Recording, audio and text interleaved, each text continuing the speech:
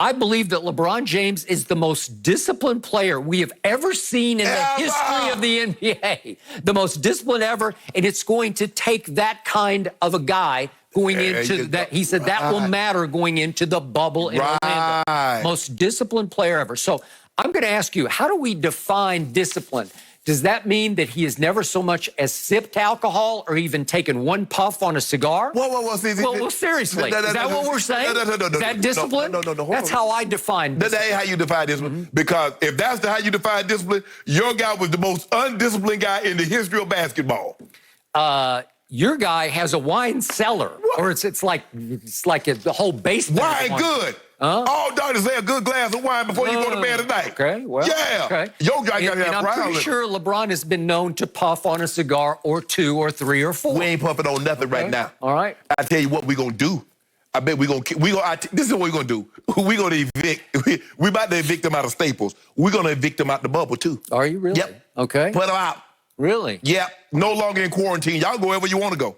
I'm glad you brought that up because LeBron says Draymond Green is the best at adjusting to situations. Yeah. So let's go back to Game 1 opening night at Staples. It's LeBron's house. Yeah. It's the Clippers. It's Kawhi. Kawhi drops a commercial in the middle of the game saying it is now Kawhi town. I own it. Basically, Kawhi said in his New Balance commercial, and everybody laughed at him, including LaShannon Sharp across from me.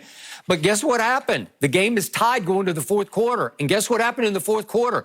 LeBron adjusted by scoring all of 2 points. AD adjusted sort of alongside him by scoring 0 points. And Kawhi took the game over, and they won the fourth quarter 27-17, and they won the game by 10 points. They did. Then what happened on Christmas Day? How did LeBron adjust to game number 2? Well, he adjusted by hitting a really nice 22-foot jump shot with 6:39 left in the game. This is on the Christmas Day stage.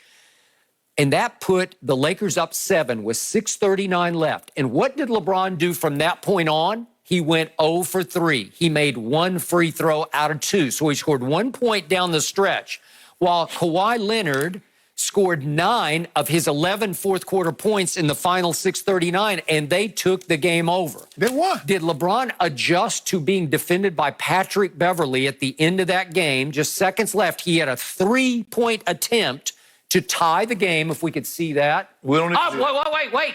No, Patrick's only 6'1". He blocked his shot. He knocked it backwards off LeBron's hands, OB behind LeBron, and the game was over. Was that an adjustment made by the most disciplined player in the history of basketball? I don't know. I didn't see adjustment in that game.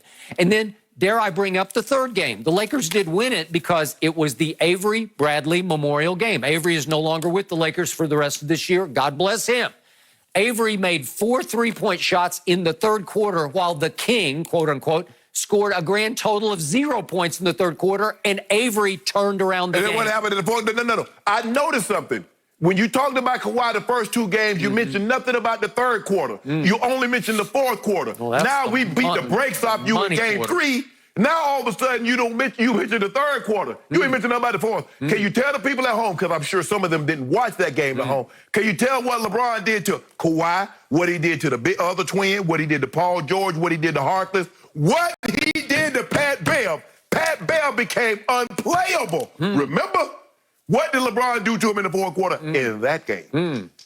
Front ran. That's what he did. He's the all-time greatest front runner. You give him a 6-8 point lead, he'll hold that. Well, I tell you what you do. You tell your guy to give up some of them PPEs, them shoes he got, because essential workers, we're a little short. Yeah, the thing spiked back up, so we're a little short on them shoes. Really? He do that. Really? Don't worry about us. We got something for you. You know what? Those are some good-looking shoes. No. No, you know what? Now I want you to have the same energy. When we come out here, I think the middle of October, this thing's going to be over. Now, I want you to have that same energy. I want you to make no excuses. I don't want to hear nothing about no asterisk. I don't want to hear nothing about he got the break or breaks. I don't want to hear nothing. All I want you to do is say, GOAT James, you did it. I ain't got nothing else to say. You did it. So Kawhi Leonard is about to become the first player to win 3 championships with 3 different teams. Nobody's ever done that before.